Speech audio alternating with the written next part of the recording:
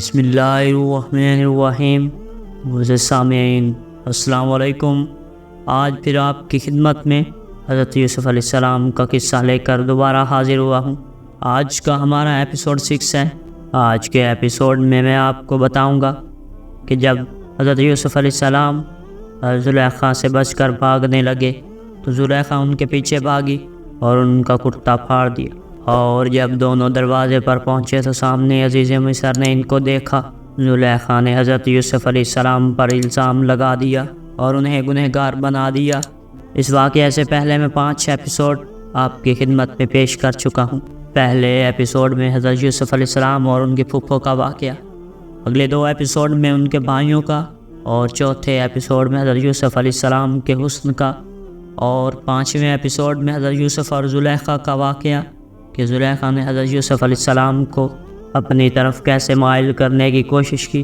اور آج کا ہمارا موضوع حضرت یوسف علیہ السلام کو اس نے سزا کیسے دلوائی۔ تو آئیے ہم اپنا آج کا موضوع شروع کرتے ہیں۔ جب زلیخا نے حضرت یوسف علیہ السلام کو ایک کمرے میں بند کیا اور حضرت یوسف علیہ السلام دروازے کی طرف بھاگے اور زلیخا بھی ان کے پیچھے بھاگی، اور زلیخا کے سر کے بال الجھ کر رہ گئے تھے اور خود زلیخا ننگی، اور عزیز مصر نے دونوں کو دروازے پر اسی حالت میں بھاگتے ہوئے پایا۔ عزیز مصر کو دیکھ کر زلیخا نے جھوٹی باتیں بنا کر عزیز مصر سے کہا، تم نے ایسا غلام اپنے گھر میں رکھا ہے کہ وہ مجھ سے بدفعلی کرنا چاہتا ہے۔ یہ دیکھو میرا حال کیسا ہو رہا ہے۔ یہیں اللہ تعالیٰ کا ارشاد ہوا اور دونوں دروازے کی طرف دوڑے۔ عورت نے چیر ڈالا اس کا کرتا پیچھے سے اور دونوں کے دونوں مل گئے عورت کے خاوند سے دروازے میں۔ زلیخا بولی، اور کچھ سزا نہیں ایسے شخص کی جو چاہے تیرے گھر میں برائی، مگر یہی کہ قید میں پڑے یا دکھ کی مار۔ یہ سن کر عزیز مصر نے حضرت یوسف علیہ السلام سے کہا، تجھ کو میں نے اپنا بیٹا بنایا تھا اور اپنے گھر کا امین بنایا تھا۔ اب مکافات اس کی یہی ٹھہری کہ تم میری عورت پر بد نظر رکھتے ہو۔ حضرت یوسف علیہ السلام نے عزیز مصر سے کہا، زلیخا مجھ پر ناحق افطرہ و تہمت رکھتی ہے اور میری صداقت و دیانت پر جھوٹ و بہتان بناتی ہے اور مجھ کو گنہگار بتاتی ہے۔ میں اس سے منبرہ ہوں۔ کیفیت حال یہ ہے کہ جب زلیخا نے مجھ کو پکڑا تو میں دروازے کی طرف بھاگا، پھر پیچھے سے میرے کرتے کا دامن پکڑ کر پھاڑ ڈالا۔ عزیز مصر نے جب یہ باتیں سنی تو اپنے جی میں سوچا کہ غلام جب سے میرے گھر میں ہے کبھی اس میں نے خیانت نہیں پائی اور نہ جھوٹ بات کبھی اس نے کہی ہے۔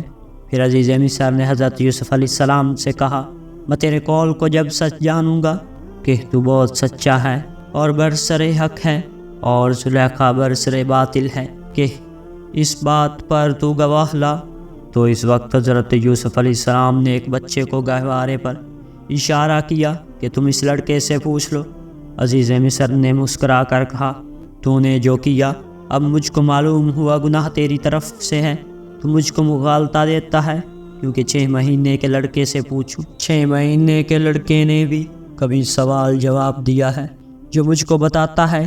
اتنے میں خدا کے حکم سے وہ لڑکا اپنے پالنے میں سے بول اٹھا کہ اے عزیز مصر یوسف صدیق اس بات پر سچے ہیں اور تم میری بات کو جھوٹ نہ جانو۔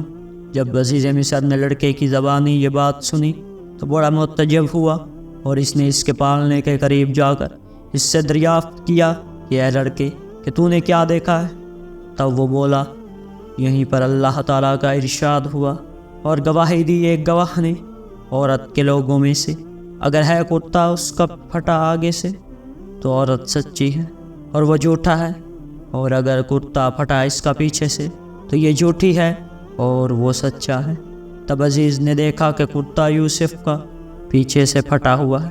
پھر یہیں پر اللہ تعالیٰ کا ارشاد ہوا، پھر جب دیکھا عزیز مصر نے کرتا پھٹا پیچھے سے، کہا بے شک یہ ایک فریب ہے تم عورتوں کا، اور البتہ عورتوں کا بڑا فریب ہوتا ہے۔ بعد اس کے عزیز مصر نے زلیخا کو مار ڈالنے کا ارادہ کیا اور یوسف کو قید کرنا چاہا۔ اس کے لڑکے نے کہا، اے عزیز مصر تم نے جو کچھ خیال کیا وہ عقلمند لوگوں کے خیال سے بعید ہے۔ اگر تم ایسا کرو گے تو تمام خلائق کے نزدیک آپ پھر رسوا ہو جاؤ گے۔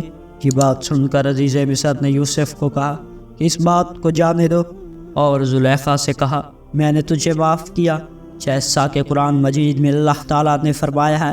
اے یوسف جانے دو اس بات کو، اور اپنی عورت سے کہا یعنی زلیخا کو کہا کہ تو بخشوا اپنے گناہ، یقیناً تو ہی گنہگار تھی۔ کہتے ہیں کہ جس وقت یہ باتیں ہوئی تھی حضرت جبرائیل علیہ السلام وہاں حاضر تھے۔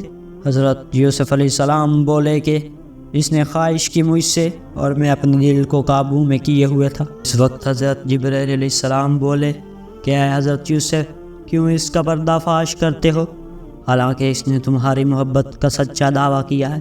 عقل مند اور بزرگوں کا یہ مشورہ نہیں ہوا کرتا کہ وہ اپنے محب کا عقد کھولے۔ پھر حضرت یوسف علیہ السلام بولے یا الہی تو نے ناحق مجھے عزیز مصر کے سپرد کیا، یہ مجھ کو بے گناہ عذاب میں مبتلا کرتا ہے۔ حضرت جبرائیل علیہ السلام نے کہا اے حضرت یوسف تم نہیں جانتے کہ دوست کی دوستی میں مصیبت اٹھانا ہوتی ہے، اور محققوں نے یوں بھی لکھا ہے کہ خدا تعالیٰ نے حضرت جبرائیل علیہ السلام کو منع فرمایا تھا کہ حضرت یوسف علیہ السلام زلیخا کا عیب ظاہر نہ کریں۔ اگرچہ زلیخا اس وقت کافرہ تھی، لیکن خدا کو یہ منظور نہ تھا کہ یوسف زلیخا کی پردہ دری کریں، کیونکہ خداوند قدوس کی صفتوں میں سے ایک صفت ستار العیوب بھی ہے اور دوسری صفت غافر الذنوب بھی ہے۔ اس لیے عیب کی پردہ پوشی زیادہ بہتر ہے، کیونکہ اللہ تعالیٰ فرماتا ہے کہ مجھ کو پسند نہیں ہے تم کو رنج و غم دینا، یعنی اگر کوئی شخص جفا کرے تو میں اس کے عوض میں بھی وفا کرتا ہوں۔ بعض محققوں نے کہا ہے کہ حضرت یوسف علیہ السلام نے عزیز مصر کے ساتھ بات چیت کرتے وقت اپنے جی میں کہا میری بات عزیز مصر کو باور نہیں ہوتی اور مجھ کو سچا نہیں جانتا، حالانکہ اس نے مجھ سے کبھی جھوٹی بات نہیں سنی اور نہ مجھ سے کبھی خیانت پائی۔ حضرت جبرائیل علیہ السلام نے فرمایا جوان مردیس 6 مہینے کے لڑکے سے سیکھ لو، اس نے جو گواہی دی ساتھ دلیل کے وہ تمہارے جیسا نہیں کہ بتامل کہہ بیٹھے کہ گناہ زلیخا نے کیا ہے، لیکن لڑکے نے یہ ظاہر نہ کیا اور گواہی دے دی۔ اور خدا کو بھی یوں کب منظور ہے کہ بندہ مومن کا عیب ظاہر ہو اور تمام مخلوق کے سامنے رسوا ہو، اگرچہ اس سے گناہ صادر کیوں نہ ہوا ہو، تب بھی اپنے حکم سے پردہ پوشی کرنا چاہیے۔ اس بات میں بعضوں نے اختلاف بھی کیا ہے کہ کسی نے 3 مہینے اور کسی نے 7 مہینے بعد اس کے یہ ظاہر ہوا کہ یہ بات خلق اللہ کے کان پہنچی۔ کہتے ہیں یہ بات حضرت یوسف علیہ السلام کی زبان سے 5 عورتوں نے سنی تھی کہ زلیخا کی خاص سمراز تھی۔ وہ سب کے سب زلیخا کو ملامت کرنے لگی۔ ایک تو ان میں ساقی ملکہ تھی، اور دوسری ببچہ، اور تیسری عورت خان بردار تھی، اور چوتھی بلانے والی، اور 5ویں حجامنی تھی۔ یہ سب مل کر زلیخا کو ملامت کرنے لگی۔ ایک روز زلیخا نے دعوت تام دے کر ان سب کو بیک وقت بلایا، ایک جگہ مجلس کی مقرر کی، جیسا کہ اللہ تعالیٰ کا ارشاد ہوا۔ جب سنا تو قریب بلوایا ان کو اور تیار کی ان کے واسطے ایک مجلس، اور دی ان کو ہر ایک کے ہاتھ میں چھری اور ایک لیمو، اور ادھر حضرت یوسف علیہ السلام سے بولی کہ اب نکلو ان کے سامنے سے، اور ہر ایک کے واسطے جدا جدا تخت رکھ دیا تھا۔ چنانچہ سب عورتیں اپنے اپنے تخت پر آ بیٹھی، اور ہر ایک کے آگے ایک طبق زرعی میووں سے بھر کر اور کھانے نمکین اور میٹھے لا کر رکھے گئے، اور ہر ایک عورت کے ہاتھ میں ایک ایک ترنج اور چھری کاٹنے کو دی گئی۔ اس کے بعد حضرت یوسف علیہ السلام کو زر بفت کے کپڑے سے اور کمر بند مکلل زر و یاقوت سے سجا کر اس مجلس میں لا کر بٹھایا۔ جب عورتوں نے ایک بارگی ان کی طرف نظر کی، سب کی سب بے ہوش ہو کر گر پڑے، اور بجائے لیمو تراشنے کے اپنی انگلیاں کاٹ دی، اور حضرت یوسف علیہ السلام کی شکل و صورت پر سب کی سب عاشق ہوئے۔ اور جب مجلس سے برخاست ہوئی تو بعد اس کے وہ عورتیں اپنے اپنے ہوش میں آئیں، اور ہر عورت نے اپنے اپنے ہاتھ کی انگلیاں کٹی ہوئی دیکھی اور اپنے کپڑے بھی خون سے آلودہ دیکھے، تو یہ کیفیت دیکھ کر بعض ان سے کہنے لگی کہ حضرت یوسف علیہ السلام تو بشر نہیں، کوئی فرشتہ معلوم ہوتے ہیں، جیسا کہ اللہ تعالیٰ کا ارشاد ہوا۔ پھر جب دیکھا حضرت یوسف علیہ السلام کو تو دہشت میں آ گئی اور کاٹ ڈالے اپنی ہاتھ، اور کہنے لگی ماشاءاللہ یہ شخص تو آدمی نہیں معلوم ہوتا، شاید یہ کوئی بزرگ فرشتہ ہے۔ یہ دیکھ کر زلیخا بولی کہ یہ وہی شخص ہے جس کے لیے تم مجھے طعن اور ملامت کرتی ہو۔ وہ عورتیں کہنے لگی اے زلیخا ہم پر ملامت ہے، تجھ پر تو رحمت ہو کہ تو نے ایسا معشوق پایا۔ اور پھر وہی عورتیں کہنے لگی تو نے ہمیشہ اپنے گھر میں رکھا اور تو اس کو فریب نہ دے سکی۔ اس کے جواب میں زلیخا نے کہا میں نے بہت کوشش کی اور ابھی تک کر رہی ہوں، لیکن وہ شخص میرے ہاتھ نہیں آتا اور اس معاملے میں وہ میرا کہنا قطعاً نہیں سنتا۔ پھر اللہ تعالیٰ کا ارشاد ہوا ایک آیت میں، اور میں نے اس سے چاہا کہ جی بھر لوں، مگر وہ اپنی جگہ اپنے ارادے پر برابر قائم رہا، اور اگر اب بھی نہ کرے گا جو میں کہتی ہوں تو البتہ قید خانے میں پڑا رہے گا اور وہ ہوگا بڑا بے عزت۔ اور تو نے زلیخا کو صلاح دی کہ دوسری مرتبہ پھر یوسف کو بلا کے ہم اس کو ملامت اور نصیحت کریں، ممکن ہے کہ تیرے کام میں آسانی۔ حالانکہ ان عورتوں کی غرض یہ تھی کہ اسی لیے پھر یوسف کو دیکھیں۔ چنانچہ زلیخا نے پھر یوسف کو بلایا اور سب کے سامنے بٹھا کر ان عورتوں نے حضرت یوسف علیہ السلام سے کہا اے صاحب، آپ کس واسطے اس بیچاری پر بے رحم ہیں؟ اس کے ساتھ کیوں نہیں شوق فرماتے؟ اور ہم لوگ یہ ڈرتے ہیں کہ آپ بلا وجہ اس کے عتاب میں آ قید خانہ میں پڑیں۔ اس بات کو سن کر حضرت یوسف علیہ السلام نے کہا میں یہ بہتر سمجھتا ہوں کہ قید خانہ میں پڑھوں۔ یہیں پر پھر اللہ تعالیٰ کا ارشاد ہوا ایک آیت میں، اللہ تعالیٰ نے فرمایا حضرت یوسف علیہ السلام بولے کہ اے رب، مجھ کو قید پسند ہے اس بات کی نسبت جس کی طرف یہ مجھ کو بلاتی ہیں، اور اگر تو نہ دفع کرے گا مجھ سے ان کا فریب تو شاید میں کبھی مائل نہ ہو جاؤں ان کی طرف اور میں ہو جاؤں بے عقل۔ یہاں پر ایک اعتراض ہے کہ مصر کی عورتوں نے جمال یوسف کا دیکھ کر بے ہوش ہو کر لیمو تراشنے کے عوض انہوں نے اپنے ہاتھ کاٹ ڈالے، لیکن زلیخا باوجود عاشق ہونے کے اس کا کوئی ہاتھ نہ کٹا۔ یہ کیا ماجرا ہے؟ جواب اس کا یہ ہے کہ جس شخص کا کسی چیز میں دل لگا ہو اور ہمیشہ اسے دیکھتا ہو تو اسے کچھ خوف خطر نہ ہی رہتا، اور جس شخص نے کہ وہ چیز نہ دیکھی ہو تو اس پر دہشت ہوتی ہے۔ چونکہ یوسف پر زلیخا عاشق تھی اور ان کے واسطے بہت محنت اٹھاتی تھی اور ان کے ساتھ مدتوں رہی، اس لیے زلیخا اپنے حال پر برقرار تھی اور ان عورتوں نے اس سے قبل یوسف کو نہ دیکھا تھا، اس لیے صورت ان کی اچانک دیکھ کر بے ہوش ہو کر لیمو تراشنے میں اپنے ہاتھ کاٹ ڈالے، کیونکہ ان عورتوں نے ایسا خوبصورت صاحب جمال شخص کبھی نہ دیکھا تھا۔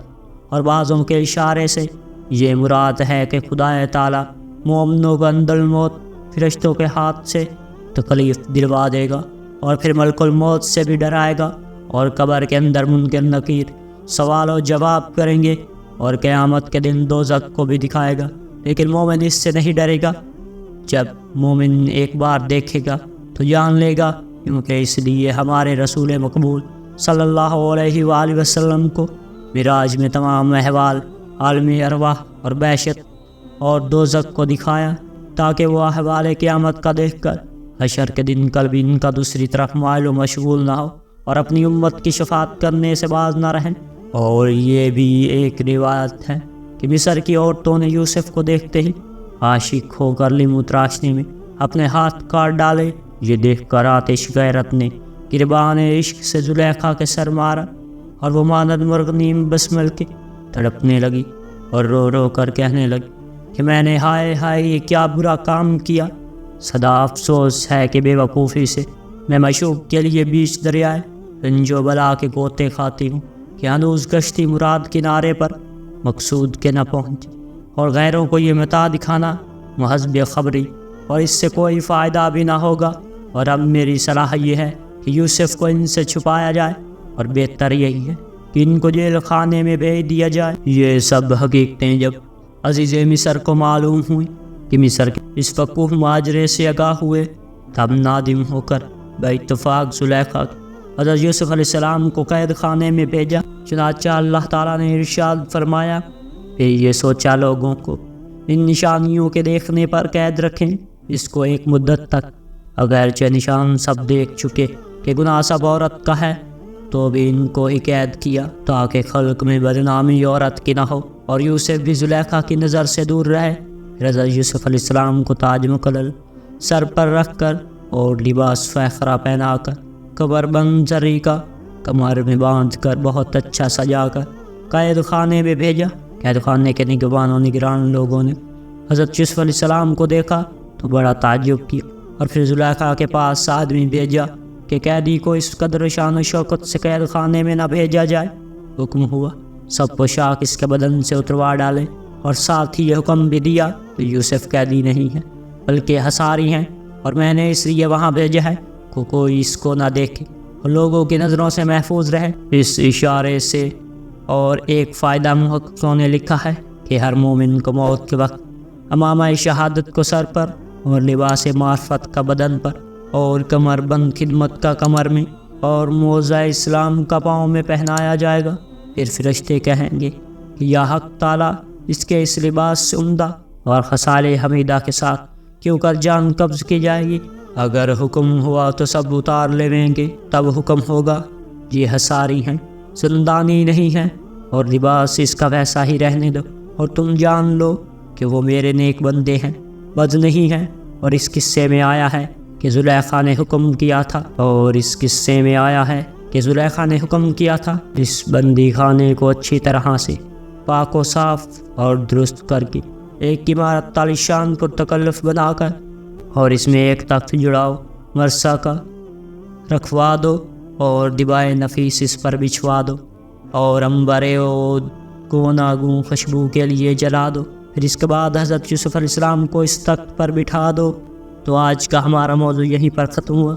انشاءاللہ حضرت یوسف علیہ السلام کا قصے کا ایپیسوڈ 7 جلد اپلوڈ کر دیا جائے گا۔ وَمَا عَلَيْنَا إِلَّا الْبَلَاغُ الْمُبِينُ۔